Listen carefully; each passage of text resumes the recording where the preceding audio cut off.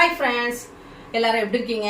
நான் இன்னைக்கு மத்தியானத்துக்கு பருப்பு குழம்பும் அவரைக்காய் பொரியெல்லாம் பண்ணிட்டேன். இந்த கிரேவி வந்து நான் ஆல்ரெடி பண்ணி பார்த்தேன், ரொம்ப டேஸ்டாக இருந்துச்சு. அதை இன்னைக்கு நான் செய்ய போகிறேன். அதை உங்ககிட்ட நான் ஷேர் பண்ணி காமிக்கிறேன்.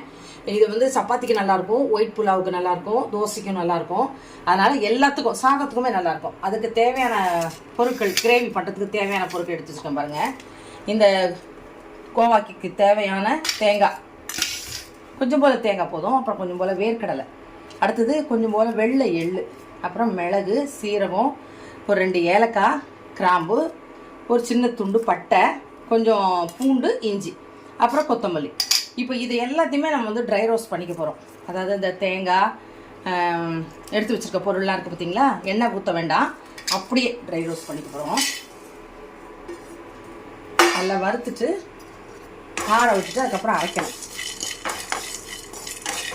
வறுத்துட்டு காமிக்கிறேன் பாருங்க. நல்லா வறுத்துட்டேன். இந்த எள்ளு வந்து நல்லா படபடபடன்னு வெடிச்சிட்டா போதும். மற்றது எல்லாமே இதெல்லாம் வறுத்தது தான். இந்த தேங்காய் வேர்க்கடலை வந்து வறுத்தது தான். அதனால் லைட்டாக வறுத்தா போதும். நான் வந்து இஞ்சி பூண்டு இது கூட போட்டே அரைச்சிட போகிறேன். இது வந்து நான் ஏன் வறுத்து வச்சுருக்கேன்னா, தனியா பொடி அரைக்கணும் வீட்டுக்கு. அது தனியாலாம் தோ பாருங்க எடுத்து வச்சுருக்கேன், மிஷின் கடைக்கு போகணும். அதனால் நான் அதில் வந்து தனியா தூள் தனியாக அரைக்கும் போது அதை என்ன பண்ணுவேன்னா, சோம்பு, அப்புறம் கொஞ்சம் போல் பொரியரிசி, அப்புறம் கொஞ்சம் போல் கருவேப்பிலை, இவ்வளோதான் தனியாத்தூள். இது மட்டும்தான் போடுவேன். குழம்புத்தூள் அரைக்கும் போது அதை தனியாக அரைச்சிடுவேன். அது இருக்குது. வெறும் தனியாத்தூள் வந்து இது வந்து கறி குழம்புக்கு, மீன் குழம்புக்கெல்லாம் போடுறதுக்காக, அதனால் அதை அரைக்கிறதுக்காக வறுத்து வச்சுட்டேன். அடுத்தது இந்த கோவக்காவை நம்ம என்ன பண்ணுறோம், எண்ணெயில் கொஞ்சம் ஃப்ரை பண்ணிக்க போகிறோம். இப்போ வந்து இப்படி 2ஆக கீறிக்கோங்க. முழுசாக போட்டால் வெடிக்கும். அதனால் இதை கொஞ்சம் நல்லா ஒரு அரை வேக்காட வேக வச்சுக்கலாம்.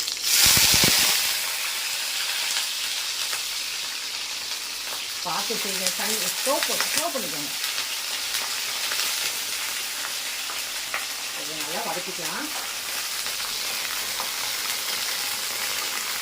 இதை கீறிக்கிட்டிங்கன்னா அதில் பழுத்ததாக இருக்கும், சில நேரம் அதில் ஏதாவது அழுகுனது மாதிரி இருக்கும். அதெல்லாம் அதுக்காக தான் நம்ம வந்து இந்த கத்திரிக்காய் ஒட்டிடுறோம் இல்லையா, அதே மாதிரி கீரிக்கணும். இது வந்து எப்படி இருக்குன்னா, நம்ம இந்த எண்ணெய் கத்திரிக்காய் பிரியாணிக்கெல்லாம் வந்து கொடுப்பாங்க பார்த்தீங்களா, அந்த மாதிரி இருக்கும். நீங்கள் வெறும் கத்திரிக்காயில் பண்ணாமல் இந்த மாதிரி பண்ணலாம். அதே டேஸ்ட்டில் தான் இருக்கும், நல்லாயிருக்கும்.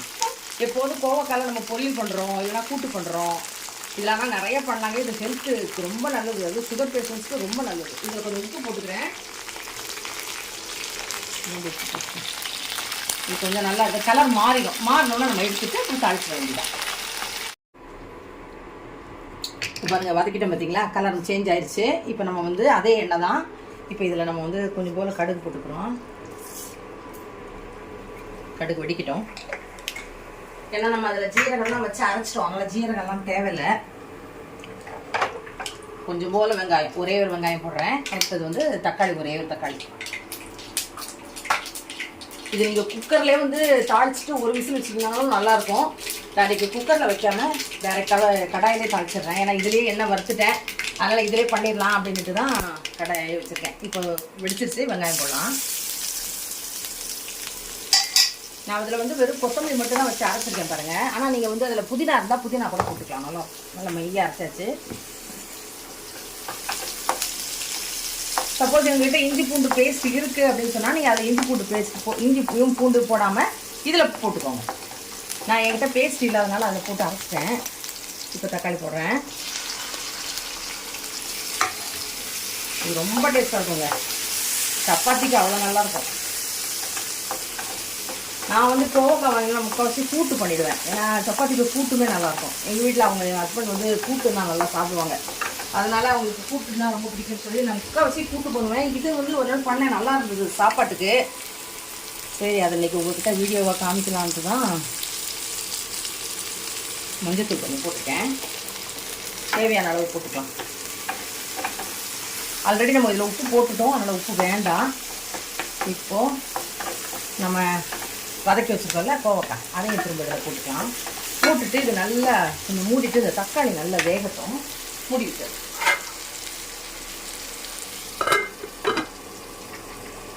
பாருங்கள், தக்காளி அது நல்லா வந்துடுச்சு. இப்போ நான் வந்து இதில் கொஞ்சம் போல் குழம்பு மிளகாத்தூள் போடுறேன். அதுக்கப்புறம் தயிர், 2 ஸ்பூன் தயிர்.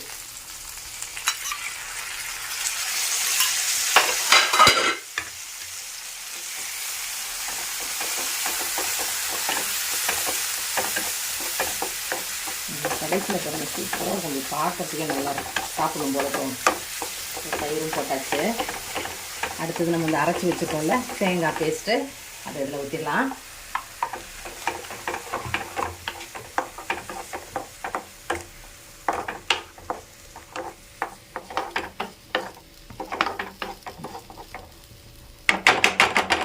இப்போ இதில் கொஞ்சம் ஒட்டிருக்கு பார்த்தீங்களா, இதை கொஞ்சம் தண்ணி ஊற்றி கழுவி இதில் ஊற்றிக்கிறேன்.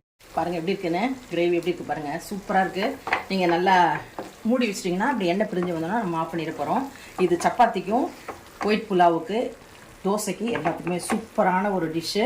செஞ்சு பாருங்கள், ரொம்ப நல்லாயிருக்கும். இன்றைக்கி நான் காலையில் செஞ்சது வந்து மத்தியான ரெசிபிக்காக காலையில் செஞ்சது எல்லாம் இதுதான். இது வந்து உங்ககிட்ட காமிக்கணுன்றதுக்காக இந்த வீடியோ மட்டும் நான் வந்து ஷூட் பண்ணோம். மீதி வந்து எல்லாமே ஆல்ரெடி நம்ம வந்து பருப்பு குழம்புலாம் போட்டிருக்கேன். அதனால் இதை பாருங்கள், பருப்பு குழம்பு வச்சுட்டேன். அவரைக்காய் வந்து பொரியல் பண்ணியிருக்கேன். அவரைக்காய் பொரியல், இது சாதம், சூடாக சாதம். அடுத்தது இந்த கிரேவி. இது வந்து ரொம்ப சாதத்தில் போட்டு அப்படி சாப்பிடலாம், சூப்பராக இருக்கும். இது பாருங்க, எப்போதும் ஒரே மாதிரி பொரியல் கிரேவி அப்படி பண்ணாமல் இந்த மாதிரி வந்து ஒரு வாட்டி அரைச்சி பண்ணி பாருங்கள், ட்ரை பண்ணி பாருங்கள். பார்த்துட்டு எப்படி இருக்குன்னு சொல்லுங்கள். நெக்ஸ்ட் நம்ம இன்னொரு வீடியோவில் மீட் பண்ணலாம். பாய்.